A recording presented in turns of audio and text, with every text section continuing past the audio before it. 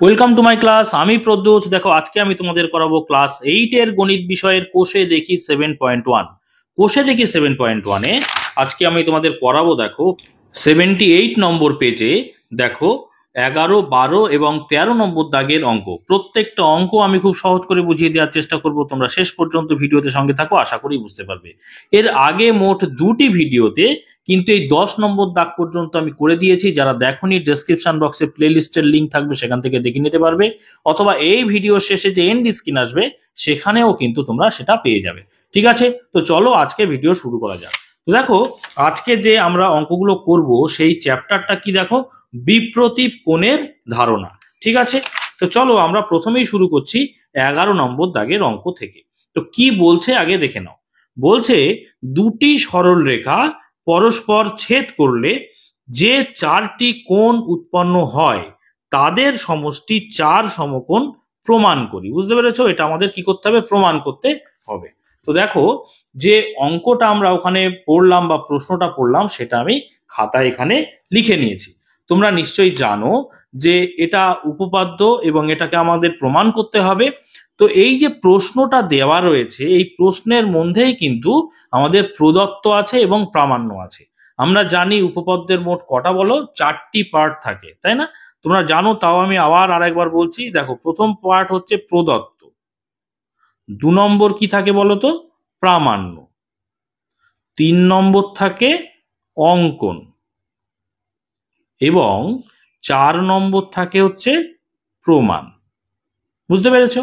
এই যে অঙ্কন পার্ট, এটা কিন্তু কোথাও থাকে এবং কোথাও নাও থাকতে পারে। প্রয়োজন না থাকলে আমরা অঙ্কন পার্টটা করব না, কিন্তু প্রদত্ত, প্রামাণ্য এবং প্রমাণ এই 3টে পার্ট সব জায়গায় থাকবে। এবং সবচেয়ে বড় ব্যাপার যেটা এবং গুরুত্বপূর্ণ সেটা জেনে নাও, সেটা হচ্ছে এই প্রদত্ত এবং প্রামাণ্য এই দুটো বিষয় কিন্তু এই প্রশ্নের মধ্যেই আছে। এই প্রশ্ন দেখেই আমরা প্রদত্ত এবং প্রামাণ্য লিখবো এবং সেই অনুযায়ী ছবি আঁকবো আমরা। ঠিক আছে, তো দেখো এখানে কি বলছে ভালো করে খেয়াল করো। দুটি সরল রেখা পরস্পর ছেদ করলে যে চারটি কোণ উৎপন্ন হয়। তো এই যে দুটি সরল রেখা থেকে উৎপন্ন হয় পর্যন্ত এটা কিন্তু প্রদত্ত। তারপরে দেখো কি বলছে, তাদের সমষ্টি 4 সমকোণ। এই তাদের সমষ্টি 4 সমকোণ এটা কিন্তু প্রামাণ্য। বুঝতে পেরেছো? তাহলে প্রশ্নের প্রথম পার্ট কি? প্রথম পার্ট হচ্ছে প্রদত্ত এবং শেষের পার্ট হচ্ছে প্রামাণ্য। এবারে আমরা যেটা লেখা আছে, প্রশ্নে দেওয়া আছে, সেই অনুযায়ী ছবি আঁকবো। কি বলছে? বলছে দুটি সরল রেখা পরস্পর ছেদ করলে। তাহলে দুটো সরলরেখা পরস্পর আমি এখানে ছেদ করাই। দেখো, এই হচ্ছে একটা সরলরেখা আঁকলাম, আর দেখো এই একটা সরলরেখা আঁকলাম। দুটি সরলরেখা পরস্পরকে ছেদ করেছে। যেহেতু সরলরেখা বলেছে, দেখো এখানে বলেছে সরল রেখা, তার জন্য আমরা এই রেখাগুলোর দুদিকে কি দেবো বলতো? তীর চিহ্ন দিয়ে দেবো এরকম করে। কারণ আমরা জানি সরল রেখার ক্ষেত্রে উভয় দিকে আমরা ইচ্ছা খুশি বাড়াতে পারি, সেই জন্য তীর চিহ্ন দিলাম। এবারে দেখো এখানে কি হয়েছে না, ছেদ করেছে। তাহলে কটি কোণ উৎপন্ন হয়েছে বলছে দেখো যে 4টি কোণ উৎপন্ন হয়। কটা কোণ দেখো? 1, 2, 3, 4টে, তাই না? তো এই যে বিষয়টা আঁকলাম, এই অনুযায়ী কিন্তু আমরা এবারে ছবি আঁকবো। তার আগে আমরা নামকরণ করব। দেখো এখানে নামকরণ করলাম। ধরো এই যে ছেদ বিন্দু, এটা হচ্ছে ও, আর এটার নাম দাও পি, এখানে নাম দাও কিউ, এখানে নাম দাও আর, এইটা নাম দাও এস। বুঝতে পেরেছো? তাহলে এই অনুযায়ী আমরা এবার লিখবো। দেখো তাহলে আমাদের প্রথমে লিখবো কি বলো? প্রথম পার্ট হচ্ছে প্রদত্ত। আমরা এরকম পয়েন্ট মার্ক দেবো একটা, তারপরে লিখবো প্রদত্ত। বুঝতে পেরেছো?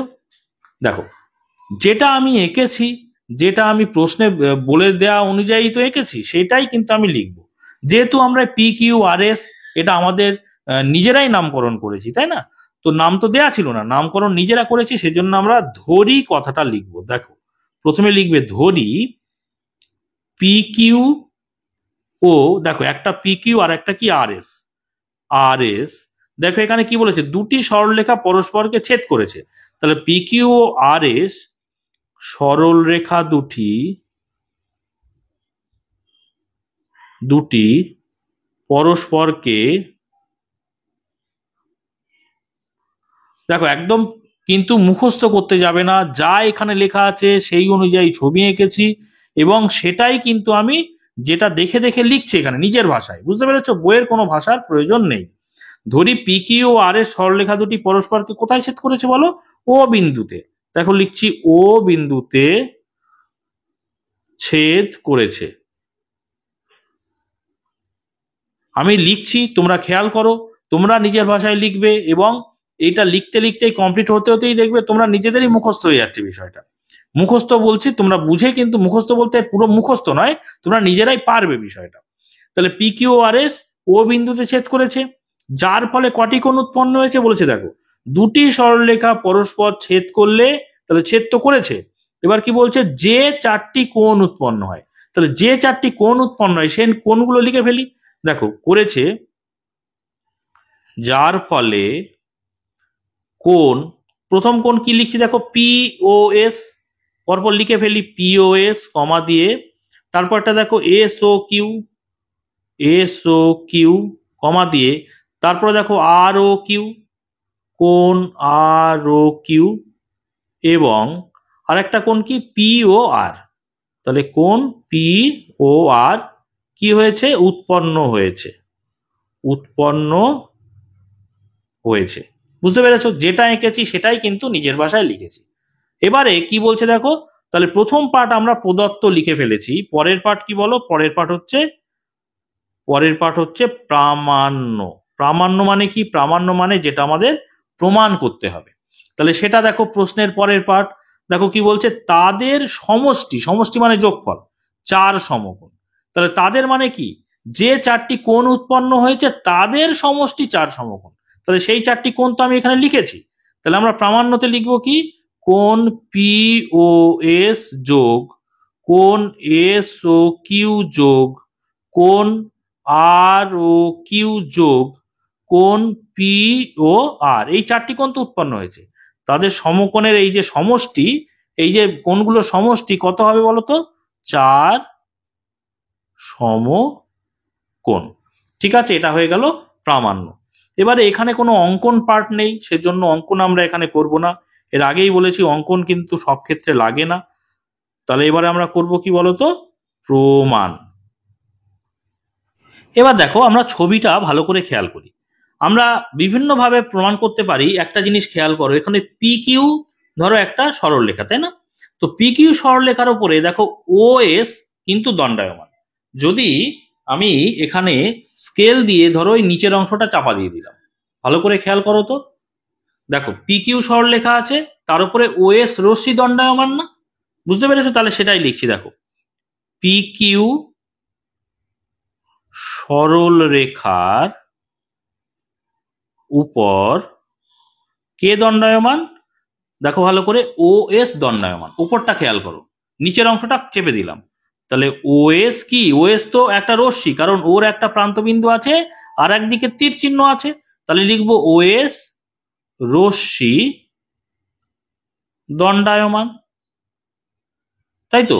এবার আমরা জানি যে পি কিউ সরলরেখার উপরে যখন ও এস রশ্মি দণ্ডায়মান হচ্ছে, তখন দেখো এই কোণটা আর এই কোণটা, দুটো কোণ কি সন্নিহিত কোণ তৈরি হচ্ছে না? ভালো করে খেয়াল করো, কোণ দুটো কি? পি ও এস আর এস ও কিউ, এই কোণটা এবং এই কোণটা কি কোণ? পরস্পর সন্নিহিত কোণ। ভালো করে খেয়াল করো, এই দুটো কোণ কি? সন্নিহিত কোণ তো। তাহলে যখন একটা রেখার উপরে আরেকটা রেখা দণ্ডায়মান থাকে, তাহলে যদি সন্নিহিত কোণ হয়, তাহলে সেই সন্নিহিত কোণ দুটোর মান কি হয়? দুই সমকোণের সমান হয় বা 180 ডিগ্রি সমান হয়। সেই জন্য আমরা লিখছি, দেখো অতএব কোণ P O Q, sorry P ও এস, তাহলে লিখবো এখানে পি ও এস যোগ দেখো এস ও কিউ, তাই না? এই কোণটা অর্থাৎ পি ও এস এই কোণটা, আর তার সঙ্গে যোগ করব কি? এস ও কিউ এই কোণটা। এই দুটো কোণের যোগফল কি হবে? দুই সমকোণ হবে। তাহলে কোণ এস ও কিউ কত লিখবো বলো? দুই সমকোণ বা 180 ডিগ্রি। তো আমরা যেহেতু এখানে চার সমকোণ প্রমাণ করব, সেই জন্য দুই সমকোণ কথাটাই লিখি, দুই সমকোণ। কারণ হিসাবে আমরা লিখবো যেহেতু কোণ দুটি সন্নিহিত কোণ,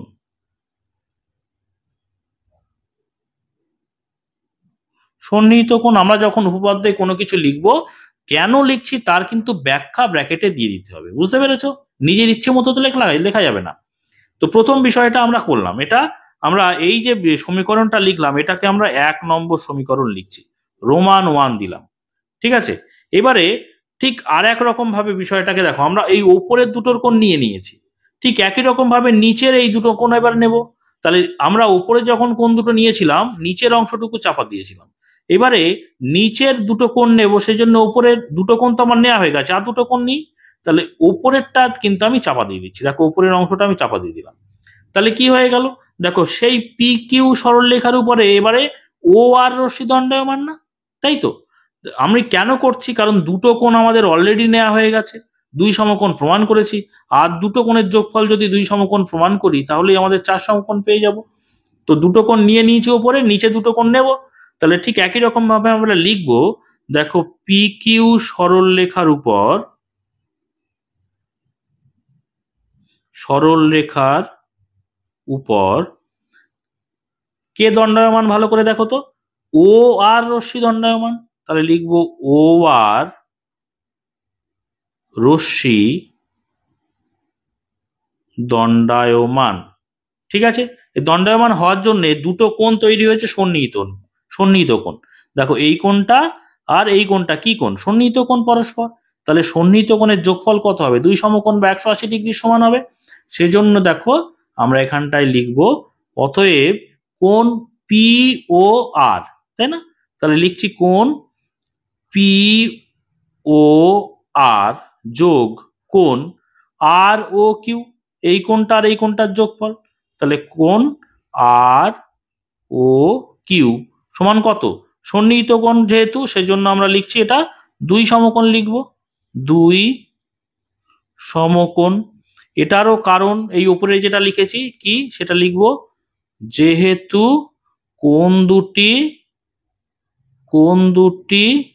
সন্নিহিত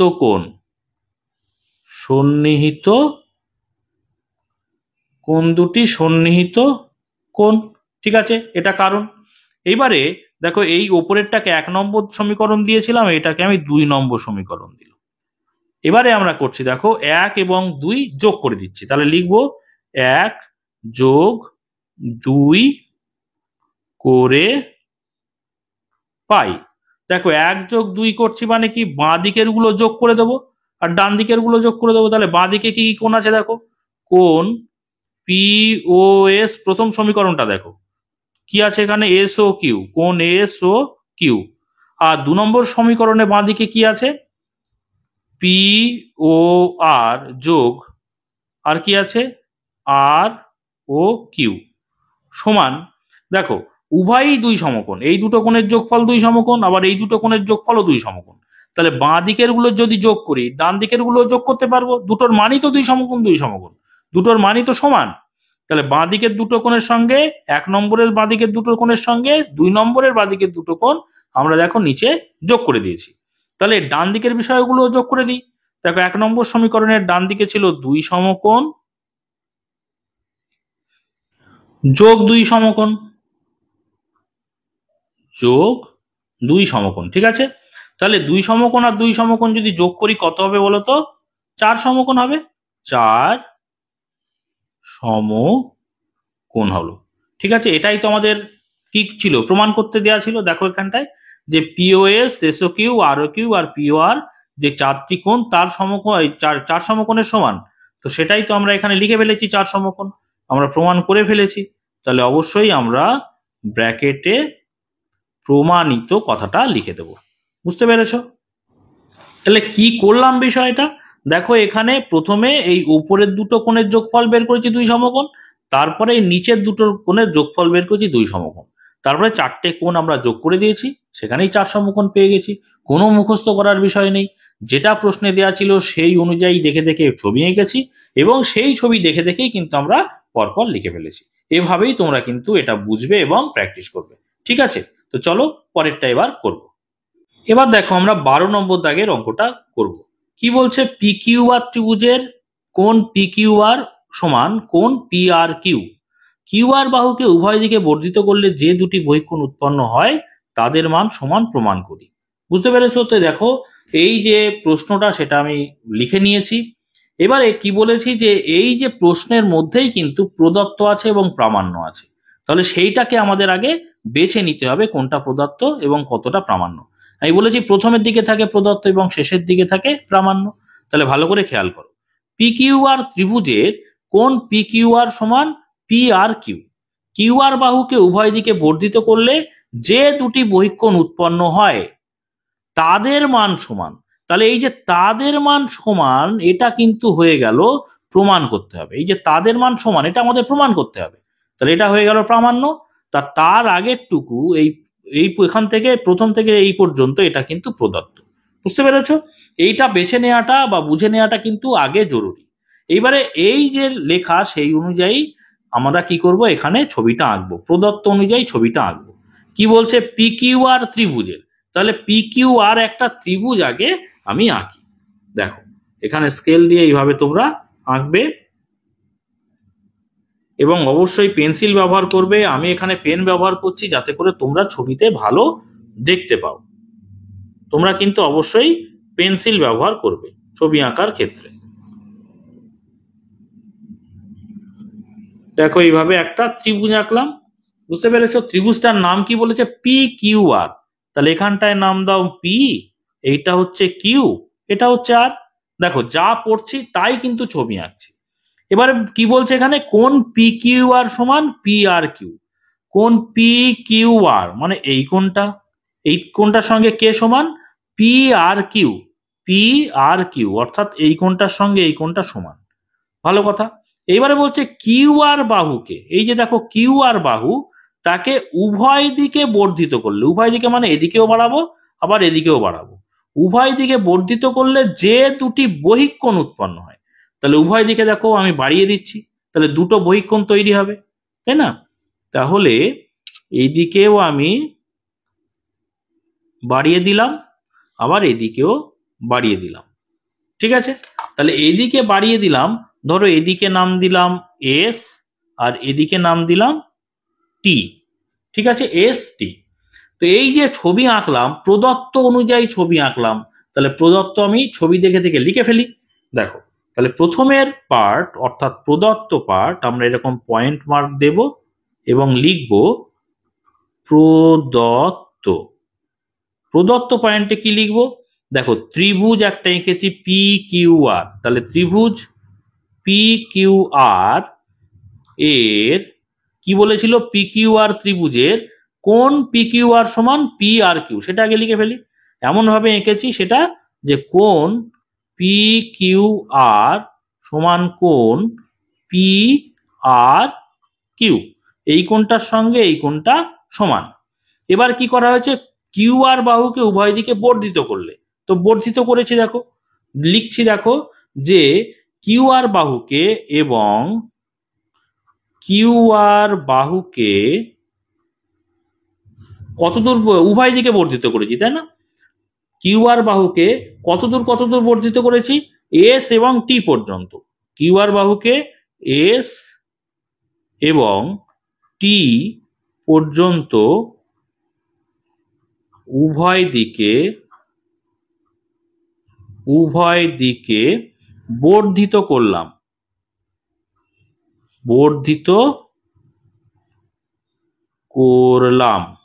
বুঝতে পেরেছো? বর্ধিত করলাম একটা এস পর্যন্ত আর একটা টি পর্যন্ত। এবারে আমাদের কিন্তু প্রদত্ত অনুযায়ী কাজ শেষ। দেখো কি বলেছিল, বর্ধিত করলে যে দুটি বহিঃকোণ উৎপন্ন হয়, তাহলে বহিঃকোণ যেটা উৎপন্ন হচ্ছে সেটাও প্রদত্তে বলতে হবে। তাহলে বর্ধিত করলাম, ফলে উৎপন্ন দুটি বহিঃকোণ হলো কি কি হয়েছে বলো বহিঃকোণ। দেখো এই যে ভেতরের ত্রিভুজের ভেতরের দিকের কোণগুলোকে বলে অন্তঃকোণ আর বাইরের দিকের কোণগুলোকে বলে কি বহিঃকোণ। তাহলে বহিঃকোণ একটা হচ্ছে পি কিউ এস অর্থাৎ এই কোণটা। বুঝতে পেরেছো? তাহলে উৎপন্ন হলো দুটো বহিঃকোণ কি কি হলো, যথাক্রমে কথাটা লিখি, যথাক্রমে কোণ পি কিউ এস, কোণ পি কিউ এস এবং কোণ, আর একটা কোণ কি বলতো, কোণ পি আর টি, অর্থাৎ এই কোণটা। তাহলে কোণ পি আর টি। তাহলে প্রদত্ত অনুযায়ী যে বক্তব্য ছিল সেই বক্তব্য নিরিখে ছবি আঁকলাম, এবং সেই অনুযায়ী প্রদত্ত শেষ হয়েছে এই পর্যন্ত, দেখো বহিঃকোণ উৎপন্ন হয়, সেই অনুযায়ী কিন্তু আমি প্রদত্তটা লিখে কমপ্লিট করলাম। ঠিক আছে, এবারে কি পালা দেখো, প্রামাণ্য। বলছে তাদের মান সমান, কাদের মান সমান, এই যে দুটো বহিঃকোণ উৎপন্ন হয়েছে তাদের মান সমান। ভালো করে খেয়াল করো, এই একটা বহিঃকোণ তৈরি হয়েছে আর এই একটা বহিঃকোণ হয়েছে, তাদের মান সমান আমাদের কি করতে হবে, প্রমাণ করতে হবে। তাহলে আমরা এখানটায় পয়েন্ট মার্ক দেব যে প্রামাণ্য, প্রামাণ্য লিখে পয়েন্ট করে আমরা লিখব যে এখানে প্রমাণ করতে হবে এই যে দুটো বহিঃকোণ তৈরি হয়েছে সে দুটো সমান। তাহলে কোণ পি কিউ এস সমান কোণ পি আর টি, এটা আমাদের প্রমাণ করতে হবে। এইটুকু লিখলেই কিন্তু হয়ে যাবে। বুঝতে পেরেছো? এখানেও অঙ্কন পার্ট নেই, সরাসরি আমরা প্রমাণে চলে যাব। তাহলে পয়েন্ট মার্ক দিয়ে আমরা লিখব প্রমাণ, প্রমাণ পয়েন্ট করলাম। এইবারে ভালো করে খেয়াল করো, এই যে এস টি সরল রেখাংশ, তার উপরে তুমি এইটুকু অংশ বাদ দাও। দেখো আমি এখানটায় স্কেল দিয়ে আমি এইটুকু অংশ চেপে দিচ্ছি। দেখো এই যে ত্রিভুজের এই রেখাটা চেপে দিলাম, তাহলে কি হচ্ছে, এই যে এস টি সরল রেখাংশের উপরে কিউপি বা পি কিউ দণ্ডায়মান না, পি কিউ দণ্ডায়মান। তো আমি যদি এরকম আলাদা করে এখানটায় ছবি আঁকি ছোট করে, ভালো করে খেয়াল করো, ধরো এটা এস, এটা টি, আর এই প্রথমে কে আছে, কিউপি। তাহলে এরকম একটা এখানটায় দিলাম কিউ, এখানটায় লিখলাম পি। এই যে পি আর, এটা কিন্তু আমি এখানটায় আর আঁকলাম না। তাহলে কি হচ্ছে, দুটো সন্নিহিত কোণ তৈরি হচ্ছে না? ভালো করে খেয়াল করো, এই যে এই কোণটা আর এই কোণটা, বুঝতে পেরেছো? তাহলে দুটো সন্নিহিত কোণের মান কি হয়ে যাবে, দুই সমকোণ বা 180 ডিগ্রির সমান হয়ে যাবে। তাহলে আমরা এখানটায় লিখবো, দেখো এস টি সরল রেখাংশের উপর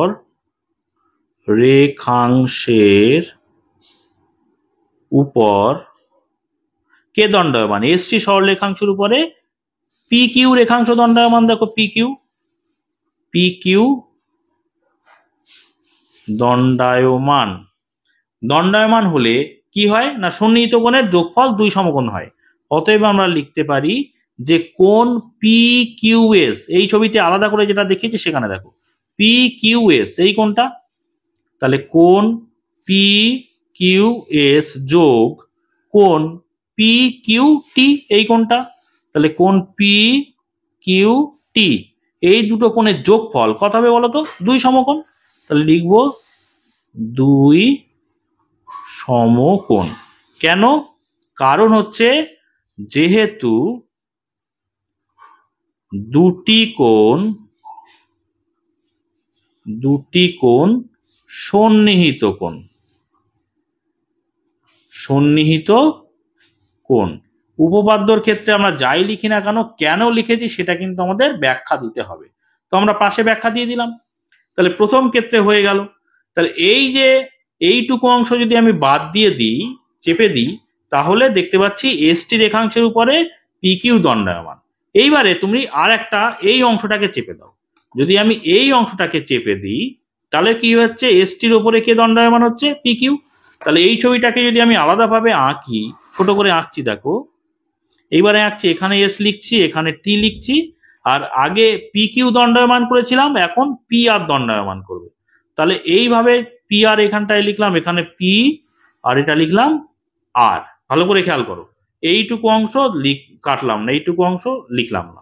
তাহলে কি হচ্ছে, এসটির ওপরে পি আর দণ্ডায়মান, তার জন্য এই কোণটা আর এই কোণটা দুটো কোণ কি হচ্ছে, সন্নিহিত কোণ তৈরি হচ্ছে।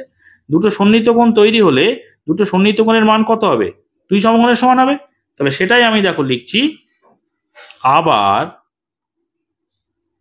কি লিখছি দেখো, এসটি, এই এসটি সরল রেখাংশের উপরে একবার পি কিউ দণ্ডায়মান, একবার পি আর দণ্ডায়মান। এসটি রেখাংশের উপরে বা সরল রেখাংশের উপরে যা খুশি আমরা লিখতে পারি। তাহলে রেখাংশের উপর কে দণ্ডায়মান, পি আর। দেখো এখানে মূল ছবিতে পি আর, তাহলে পি আর দণ্ডায়মান। ফলে কি হচ্ছে দেখো, ফলে অতএব তাহলে দুটো সন্নিহিত কোণের যোগফল দুই সমকোণ। সন্নিহিত কোণ কি কি দেখো, পি আর এস, মূল ছবিতে কি P R S, P R S এই কোণটা, তাহলে কোণ পি আর এস যোগ কোণ দেখো পি আর টি, অর্থাৎ এই কোণটা মূল ছবিতে কোথায় পি আর টি এই কোণটা, তাহলে এই কোণটা আর এই কোণটা কি যোগফল সমান হয়ে যাবে, এই দুই সমকোণ হবে। তাহলে কোণ পি আর টি দুটোর যোগফল কত হবে, দুই সমকোণ হবে, দুই সমকোণ। কেন, কারণটা আমরা ব্র্যাকেটে লিখে দেবো, সেটা উপরে যেটা লিখেছি সেই একই কারণ, যেহেতু দুটি কোণ সন্নিহিত কোণ। লিখে দেবো যেহেতু দুটি কোণ সন্নিহিত কোণ, যেহেতু দুটি কোণ সন্নিহিত কোণ। বুঝতে পেরেছো? এবারে তুমি এটাকে 1 নম্বর, ওপরটাকে যেটা করেছি 1 নম্বর সমীকরণ লেখো রোমান 1, আর এটাকে করো 2 নম্বর সমীকরণ বা রোমান 2। এবারে আমরা লিখবো দেখো দুটোই কিন্তু দুই সমকোণ করে, এই দুটো কোণের যোগফল দুই সমকোণ, আবার এই দুটো কোণেরও যোগফল দুই সমকোণ। তাহলে ডান দিকে প্রত্যেকেই দেখছি দুই সমকোণ করে আছে। তাহলে আমরা এই দুই সমকোণ যদি বাদ দিই, দুটোই যেহেতু দুই সমকোণ, তাহলে আমরা বাঁ দিকের দুটো বিষয়কে সমান লিখতে পারি না? এই দুটো কোণের মানও দুই সমকোণ, এই দুটো কোণের মানও দুই সমকোণ। তাহলে এই দুটো বাঁ দিকের দুটো কোণ আর ডান দিকের দুটো কোণ, এই দুটো কোণকে আমরা সমান দেখাতে পারি। তো 1 নম্বরে বাঁ দিকের দুটো কোণ এবং 2 নম্বরে বাঁ দিকের দুটো কোণকে আমরা সমান দেখাতে পারি। সেটাই করছি, যে অতএব 1 নম্বর ও 2 নম্বর থেকে পাই কি পাচ্ছি, যেহেতু উভয়ই দুই সমকোণ করে, তাহলে বাঁ দিকের অংশগুলোকে আমরা সমান দেখাতে পারি। দেখো কোণ পি কিউ এস যোগ কোণ পি কিউ টি সমান আমরা লিখতে পারি কোণ পি আর এস যোগ কোণ পি আর টি। দেখে দেখে আমরা বাঁ দিকের অংশগুলোকে সমান দেখে দিলাম, যেহেতু উভয় কোণগুলোই কি হয়েছে দুই সমকোণের সমান। বুঝতে পেরেছো? এইবারে একটা জিনিস খেয়াল করো, উপরে দেখো খেয়াল করো প্রমাণ, এই আমাদের যে প্রদত্তে সেখানে আমরা লিখেছিলাম কি দেখো পি কিউ আর এর সমান সমান হচ্ছে P R Q. P Q R কোথায় দেখো, পি কিউ আর অর্থাৎ এই কোণটার সঙ্গে পি আর কিউ এই কোণটা কিন্তু সমান। বুঝতে পেরেছো? তাহলে দেখো এই যে দুটি কোণ এখানে আছে, কোণ পি কিউ টি আর পি আর এস, এই দুটি কোণ কি দেখো তো, এখানে খেয়াল করো, এই যে পি কিউ টি মানে এই পর্যন্ত ধরা আছে, পি কিউ টি মানে কোন কোণটা দেখো, অন্য কোণ দিয়ে দেখাই, এই যে এই কোণটা পি কিউ টি। আর আরেকটা কোণ কি দেখো, কোণ P R S, P R S কই দেখো তো, পি আর এস এই পর্যন্ত ধরা হয়েছে। তাহলে এই কোণটা, এই দুটো কোণ কিন্তু প্রদত্তে বলাই আছে সমান, দেখো ভালো করে, এই দুটো কোণও যা এই দুটো কোণও তো তাই, সেটা কি P Q R, P Q R, P Q আরও যা আর পি কিউ টি পর্যন্ত ধরলে একই তো কোণ। বুঝতে পেরেছো? ঠিক একই রকম ভাবে পি আর কিউ, দেখো এখানে পি আর কিউ, তাহলে পি আর কিউ এই কোণটাও যা, আবার পি আর এস পর্যন্ত ধরা হয়েছে সেই একই তো কোণ। বুঝতে পেরেছো? তাহলে এই দুটো কোণ তো প্রদত্তে সমান বলাই আছে। তাহলে এখানে দেখো পি কিউ টি এবং পি আর এস এই দুটো কোণ তো সমান কোণ, তাহলে যে কোনো কোণের একটা কোণের জায়গায় আর একটা কোণ আমরা লিখতে পারি। ভালো করে খেয়াল করো আমরা কি লিখছি, এখানটায় যেহেতু মাঝখানে সমান চিহ্ন দেওয়া রয়েছে সেই জন্য বাঁ দিকে আমরা বা বাওয়ার লিখবো। এবারে যে কোণটা লেখা আছে সেটা আমরা দেখে দেখে লিখবো। দেখো পি কিউ এস যোগ পি কিউ টি, বাঁ দিকে যা আছে পুরো লিখে দিলাম। ডান দিকে এই পি আর এস এর জায়গায় দেখো, এখানে পি আর এস এই কোণের জায়গায় আমরা আবার কিন্তু পি কিউ টি লিখতে পারি, কারণ এই দুটো কোণ তো সমান কোণ। তাহলে পি আর এস এর জায়গায় পি কিউ টি লিখে দিই, কারণ দুটো কোণের মান সমান, কোথায় বলা আছে, এটা প্রদত্তে বলা আছে। বুঝতে পেরেছো? সেই জন্য দেখো এই যে পি আর এস এর জায়গায় পি কিউ টি লিখছি, কারণ এই দুটো কোণের মান কিন্তু সমান প্রদত্তে দেওয়া রয়েছে। তাহলে এখানটায় লিখছি পি কিউ টি। বুঝতে পেরেছো? প্লাস চিহ্ন দিয়ে যেটা বাকি অংশ সেটা লিখে দিচ্ছি দেখে দেখে, দেখো পি আর টি যেমন ছিল লিখে দিলাম।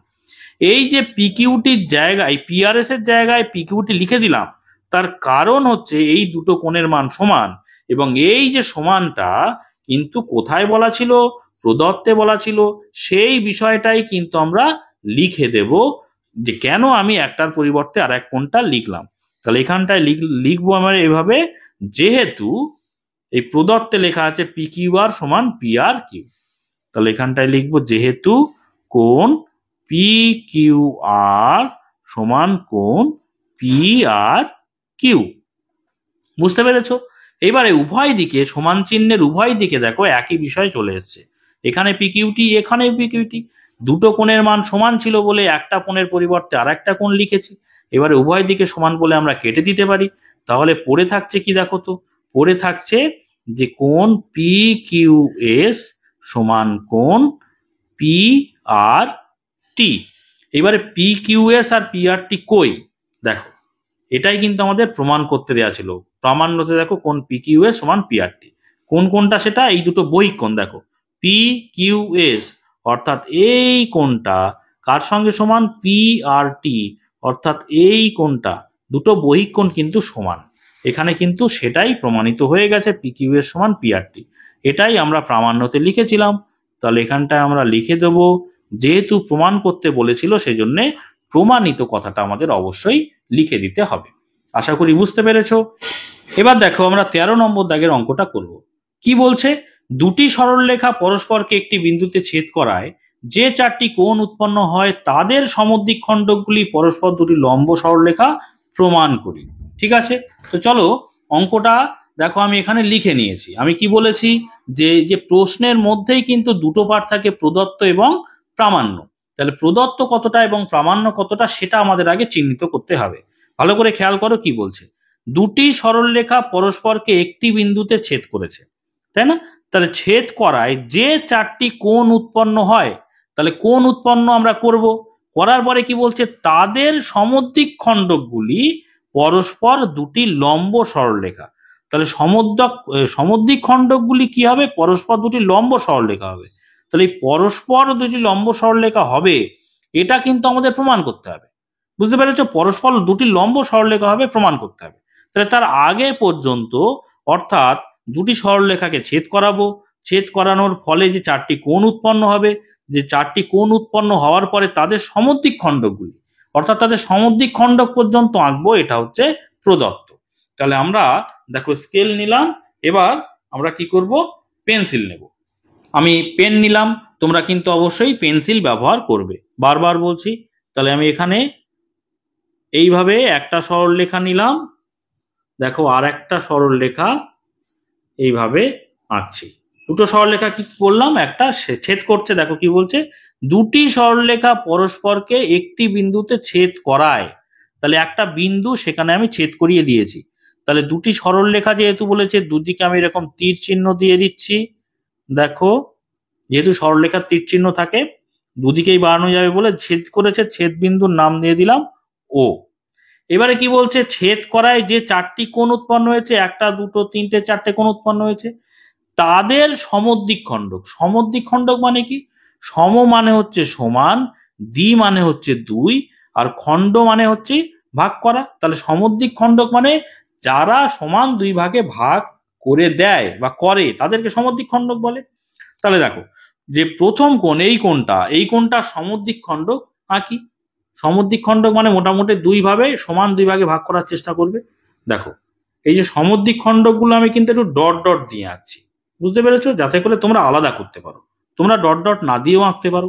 এইবারে দেখো এই যে কোণটা, এই কোণটা সমদ্বিক খণ্ডক আঁকছি। দেখো এইভাবে সমান দুই ভাগে ভাগ করার চেষ্টা করবে। এটাকে আমি ডট ডট দিচ্ছি কারণ তোমাদের যাতে বুঝতে সুবিধা হয়, তোমরাও ডট ডট দিয়েও করতে পারো, সমান মানে আবার দাগ পুরো দাগ কেনেও করতে পারো।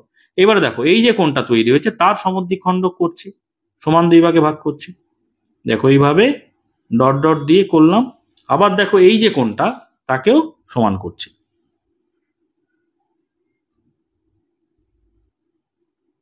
হলো। এবারে খেয়াল করো যে পরস্পর বিপরীত পার্শ্বে অবস্থিত যে কোণ দুটো, তাদের সমদ্বিক খণ্ডকগুলো কিন্তু একই সরলরেখায় অবস্থান করছে, আমরা এখানে দেখতে পাচ্ছি, তাই না? এবারে আমরা নাম দেব। প্রথম যে রেখাগুলো সরলরেখাগুলো ছেদ করেছিল তাদের নাম দিলাম, ধরো এটা এ আর এটা হচ্ছে বি এইটা হচ্ছে সি, এইটা হচ্ছে ডি। সমদ্বিখণ্ডক নাম দিলাম এটা ই, এবিসিডি। ই হলো, এটা নাম দিলাম এফ, এটা জি, এটা নাম দিলাম এইচ। বুঝতে পেরেছো? এইবারে প্রদত্ত আমাদের কমপ্লিট। কি প্রমাণ করতে হবে বলেছে দেখো, পরস্পর দুটি লম্ব সরলরেখা। কারা? যে সমদ্বিখণ্ডকগুলো আঁকলাম তারা পরস্পর দুটি লম্ব সমদ্বিখণ্ডক, লম্ব সরলরেখা। লম্ব সরলরেখা মানে কি? এই যে জি এইচ, এই যে সমদ্বিখণ্ডক কি, এটা হচ্ছে ও জি একটা, ও এইচ একটা, পরস্পর কি বিপরীত পার্শ্বে অবস্থান করছে। তাহলে এই যে জি থেকে এইচ পর্যন্ত রেখাটা এবং ই থেকে এফ পর্যন্ত রেখাটা, এরা কি সমদ্বিখণ্ডক। তাহলে এরা লম্ব সরলরেখা, বলছে পরস্পর দুটি লম্ব সরলরেখা। বুঝতে পেরেছো? এটা এইভাবে গেছে, এই দুটো পরস্পর লম্ব, অর্থাৎ এই যে কোণগুলো তৈরি হয়েছে না মাঝখানে, দুটো সমদ্বিখণ্ডকের মাঝখানে যে কোণগুলো তৈরি হয়েছে, এরা কি পরস্পর লম্বভাবে অবস্থান করছে বা 90 ডিগ্রি হচ্ছে। এইগুলো, এইটা 90, আবার এখান থেকে এইটা 90, এখান থেকে এইটা 90, এখান থেকে এইটা 90, প্রত্যেকটা 90 হচ্ছে। বুঝতে পেরেছো? তাহলে প্রদত্ত দেখে আমি ছবি আঁকলাম, এবং ছবি এঁকে যেভাবে আঁকলাম সেগুলোই কিন্তু আমি এবারে প্রদত্তে লিখব। তাহলে দেখো আমি এখানে পয়েন্ট মার্ক দেব, দিয়ে কথাটা লিখব প্রদত্ত। এবারে যেহেতু আমরা নামকরণগুলো নিজেরাই করেছি সেজন্য ধরি কথাটা লিখব। কি লিখছি দেখো, ধরি এ বি, কমা দেবে একটা ধরি লিখে, দেখো এ বি আর সিডি সরলরেখা, তাই না? এ বি ও সিডি সরলরেখা পরস্পরকে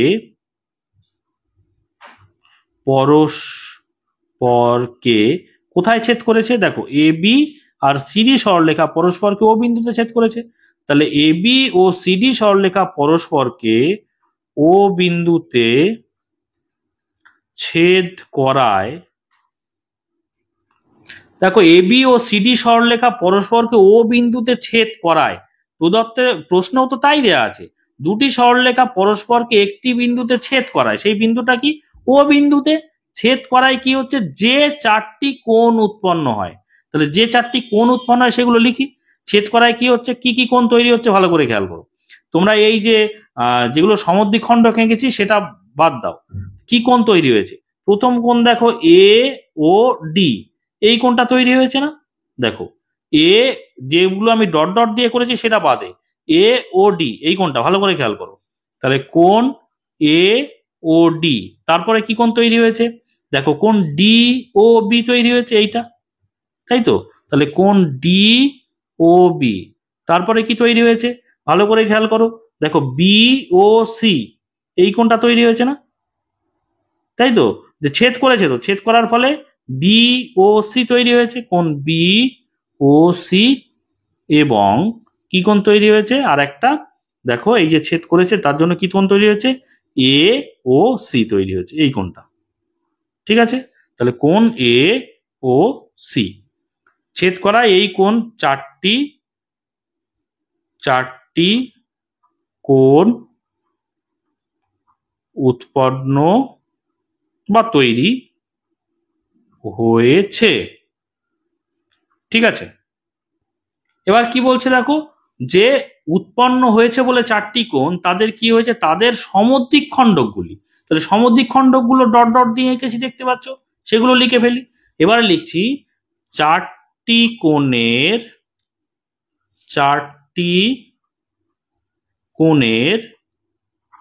সমদ্বিখণ্ডকগুলি হলো যথাক্রমে, চারটি কোণের সমদ্বিখণ্ডকগুলি হলো যথাক্রমে।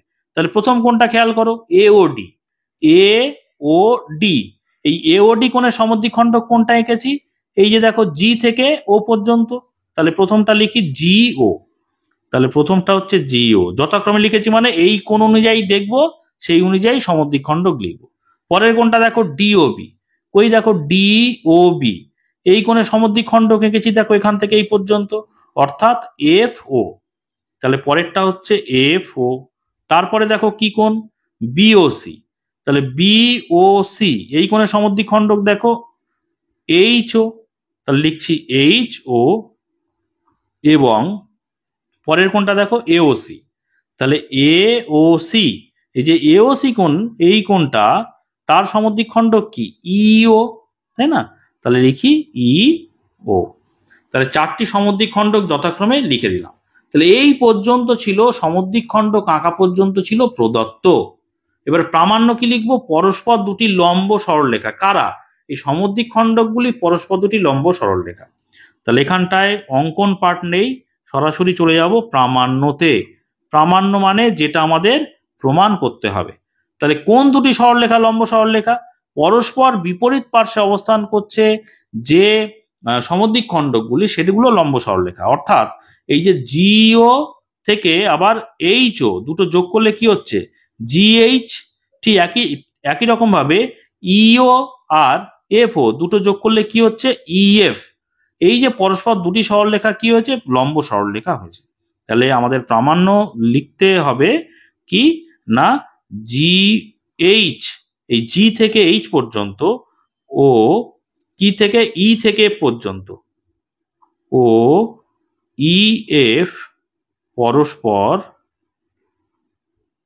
পরস্পর লম্ব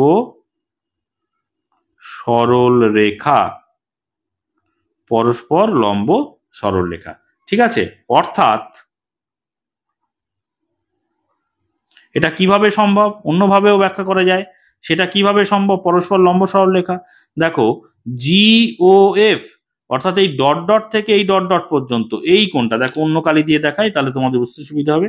এই জি ও এফ এখান থেকে এই পর্যন্ত, এটা যদি আমি 90 ডিগ্রি প্রমাণ করি, তারপরে এই এফ ও এইচ পর্যন্ত, এখান থেকে এই পর্যন্ত যদি লম্ব সরলরেখা প্রমাণ করি, লম্ব প্রমাণ করি বা 90 ডিগ্রি প্রমাণ করি, তারপরে এইটুকু 90 ডিগ্রি প্রমাণ করি, তারপরে এইটুকু আমি 90 ডিগ্রি প্রমাণ করি, তাহলেই কিন্তু এই দুটো লম্ব সরলরেখা হয়।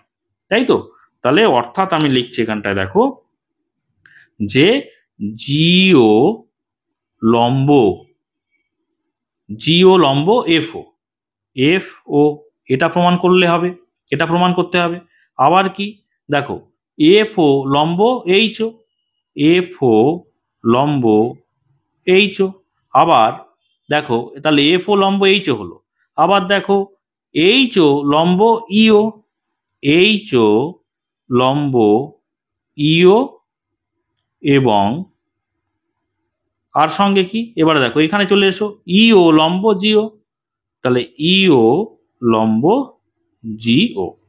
এই চারটে প্রমাণ করলেই কিন্তু আমাদের প্রমাণ হয়ে যায় যে জিএইচ সঙ্গে ইএফ। ভালো করে খেয়াল করো, এই যে এইটা 90 ডিগ্রি, তার সঙ্গে এইটা 90 ডিগ্রি, দুটো লম্বভাবে অবস্থান করা মানে যদি এই দুটো কোণের সমষ্টি কত? 90 ডিগ্রি, 180 ডিগ্রি। 180 ডিগ্রির যে বাইরের যে দুটো বাহু আছে, বাইরের বহিস্থ বাহু দুটি অবশ্যই একই সরলরেখায় অবস্থান করে। দুটো সন্নিহিত কোণের যোগফল যদি 180 ডিগ্রি হয়, তাহলে এইটা 90 ডিগ্রি, আবার এইটা 90 ডিগ্রি, মানে 180 ডিগ্রি।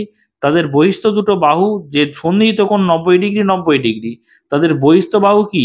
জিও আর এইচও, তারা অবশ্যই একটা সরলরেখা অবস্থান করবে। তাহলে এইটা সরলরেখা, এইটা সরলরেখা, এবং প্রত্যেকটা 90 ডিগ্রি মানে অবশ্যই সেগুলো লম্ব সরলরেখায় অবস্থান করবে। বুঝতে পেরেছো? এই চারটে লম্ব প্রমাণ করলে কিন্তু হবে। এইবারে চলো আমরা চলে যাব প্রমাণে। তাহলে এখানটায় আমরা পয়েন্ট মার্ক দেব, দিয়ে লিখব প্রমাণ। এবারে দেখো, এই যে একটা ভাগ আমি এখানটায় আলাদা কালি দিয়ে লিখছি, তোমাদের বুঝতে সুবিধা হবে। ভালো করে খেয়াল করো, এই যে এ বি, এখানটায় খেয়াল করো, এইটুকু আলাদা ছবি আঁকছি, বের করে নিচ্ছি ছবি থেকে তোমাদের বুঝতে যাতে সুবিধা হয়। এ বির ওপরে সরলরেখাংশের উপরে, এই সরলরেখার উপরে কারা কে দণ্ডায়মান? দেখো তো, ওডি রশ্মি দণ্ডায়মান না? দেখো এইভাবে ওডি রশ্মি দণ্ডায়মান, তাই তো? এবারে ওডি রশ্মি দণ্ডায়মান, এবারে এইটা হচ্ছে এ, আমি নাম দিলাম, এটা হচ্ছে বি ছিল। এবারে দেখো, এ ও এ বির ওপরে ওডি দণ্ডায়মান, আবার এ ও ডি এই কোণটাকে সমদ্বিখণ্ডককে না ও জি, তাহলে ও এখানে এই পর্যন্ত কি আছে? জি আছে, এটা হচ্ছে জি। আর এদিকে কে আছে? এই যে ডি ও বি, দেখো ডি ও বি একে সমদ্বিখণ্ডককে সমদ্বিখণ্ডিত করেছে কে? ও এফ। তাহলে এখান থেকে এটাকে না, এটা হচ্ছে ওএফ। এই যে এই পাশের ছবিটা এ বির এই উপরের নিচের দিকটা যদি বাদ দিয়ে দিই, উপরের দিকের যে ছবিটা আমি আলাদাভাবে লাল পেন দিয়ে আঁকলাম। কেন আঁকলাম? তোমাদের বুঝতে সুবিধা হবে বলে। এই বিষয়টাকে আমি লিখবো, দেখো এ বি সরলরেখার উপরে ওডি রশ্মি দণ্ডায়মান। দেখো লিখছি, এ বি সরলরেখার উপর ওডি দণ্ডায়মান। ওডি কি? রশ্মি, তাই না? যেহেতু একদিকে তীর চিহ্ন সেই জন্য রশ্মি দণ্ডায়মান দাঁড়িয়ে আছে। তাহলে যে দুটো সন্নিহিত কোণ তৈরি হচ্ছে, সন্নিহিত কোণ কি? এইটুকু অর্থাৎ এ ও ডি এইটুকু, আর বি ও ডি এইটুকু, দুটো পরস্পর সন্নিহিত কোণ না? তাহলে একটা রেখার উপরে আরেকটা রেখা দণ্ডায়মান থাকলে যে দুটো সন্নিহিত কোণ তৈরি হয়, সেই দুটো কোণের যে সন্নিহিত কোণের যোগফল কি হয়? 180 ডিগ্রি বা 2 সমকোণের সমান হয়। তাহলে আমরা লিখতে পারি অতএব কোণ এ ও ডি যোগ কোণ বিওডি, অর্থাৎ এই কোণটা আর এই কোণটার যোগফল কি লিখবো? কোণ বিওডি যোগফল কত হবে? 2 সমকোণ বা 180 ডিগ্রির সমান। তাই তো, এটা আমরা লিখতে পারি যেহেতু এ বি সরলরেখার উপরে ওডি রশ্মি দণ্ডায়মান।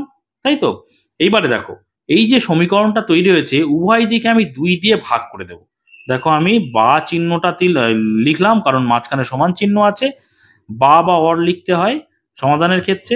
এবার উভয় দিকে যদি আমি 2 দিয়ে ভাগ করে দিই, তাহলে বাঁ দিকে কি হচ্ছে দেখো, হাফ দিয়ে ভাগ, 2 দিয়ে ভাগ করা মানে হাফ দিয়ে গুণ করা, একই ব্যাপার। তাহলে এওডি যোগ কোণ বিও ডি, আর ডান দিকে 180-কে 2 দিয়ে ভাগ করা আর হাফ দিয়ে গুণ করা, একই ব্যাপার। তাই তো, 2 দিয়েই ভাগই করছে এটা করলাম। দেখো পরের লাইনে চলে যাও। পরের লাইনে আমরা লিখতে পারি হাফ অফ, এই হাফটাকে সবার সঙ্গে গুণ করে দেবো, হাফের সঙ্গে একবার এওডি গুণ, হাফের সঙ্গে একবার বিওডি গুণ। তাহলে হাফ অফ এওডি যোগ হাফ অফ বিওডি।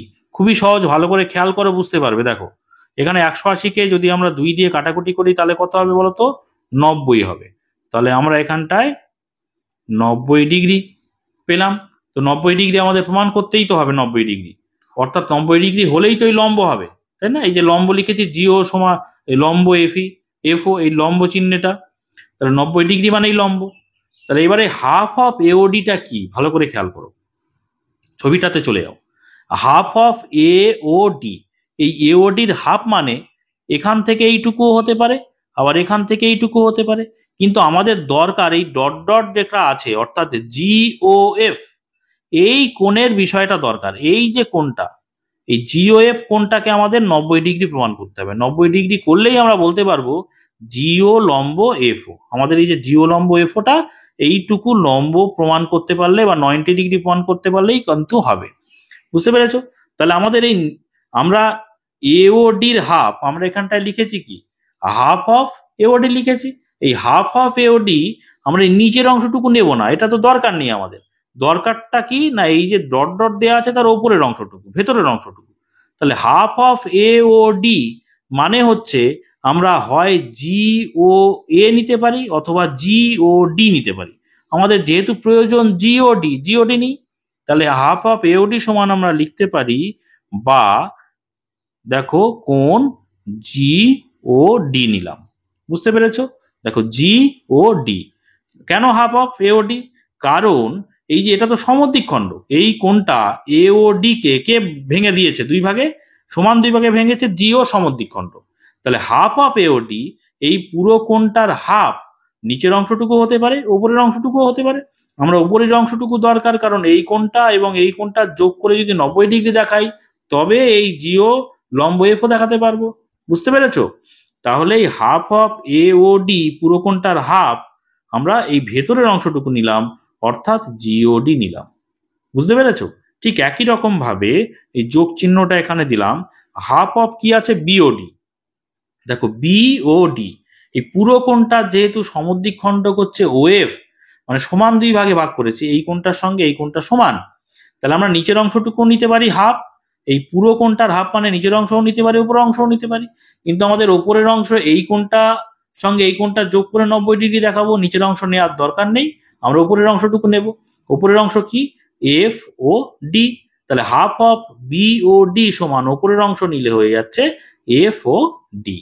তাহলে এখানটায় লিখছি half of B O D সমান কোণ এফ ও ডি সমান কত পেয়েছি? ডান দিকে 90 ডিগ্রি যেমন ছিল রাখলাম।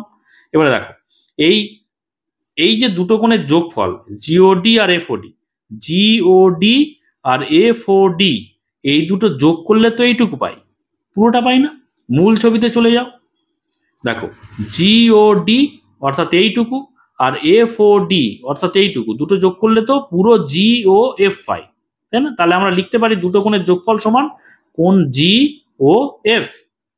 তাহলে দেখো আমি লিখছি এখানে, অতএব কোণ, এই দুটো কোণ যোগ করলেই পাচ্ছি জি ও এফ সমান 90 ডিগ্রি।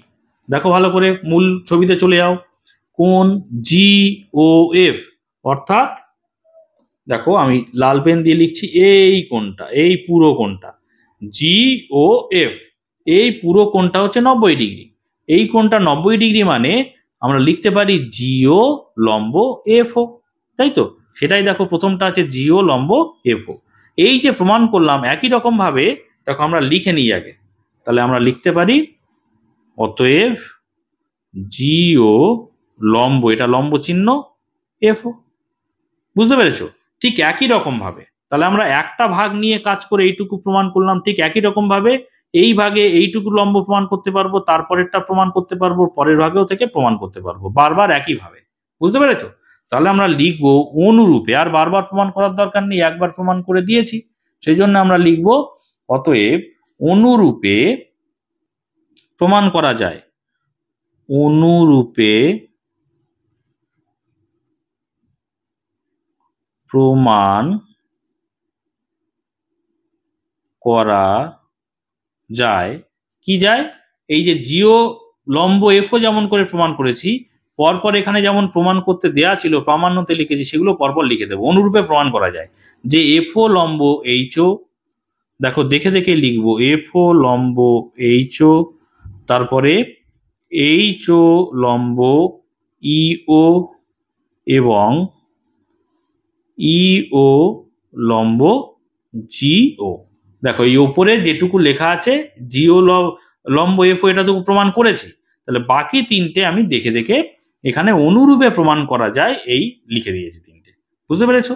আর এই চারটে প্রমাণ হয়ে যাওয়া মানেই আমি লিখেছিলাম যে চারটি প্রমাণ হওয়া অর্থাৎ এইটুকু চারটে প্রমাণ হওয়া মানেই আমরা লিখতে পারি জিএইচ ও ইএফ পরস্পর লম্ব সরলরেখা। তাহলে আমরা লিখে দিই অতএব জিএইচ ও ইএফ পরস্পর লম্ব সরল রেখা। এটাই আমাদের প্রমাণ করতে হতো। তাহলে যেহেতু আমরা প্রমাণ করতে হতো ওটা, আমরা এখানটায় লিখে দেব প্রমাণিত। বুঝতে পেরেছো? আশা করি বুঝতে পেরেছো। তো আজকে এই পর্যন্ত। এর পরের ভিডিওতে অন্যান্য অঙ্কের ভিডিও আমি আনতে থাকবো। তোমরা সেই সমস্ত ভিডিও যদি দেখতে চাও অবশ্যই চ্যানেলটিকে সাবস্ক্রাইব করে নিয়ে সঙ্গে থেকো। আর আজকের ভিডিওটি ভালো লাগে অবশ্যই এটা লাইক করে দিও, কমেন্ট করো, বন্ধুদের মধ্যে শেয়ার করে দিও। আর শেষ পর্যন্ত ভিডিওতে সঙ্গে থাকার জন্য সকলকে অসংখ্য ধন্যবাদ।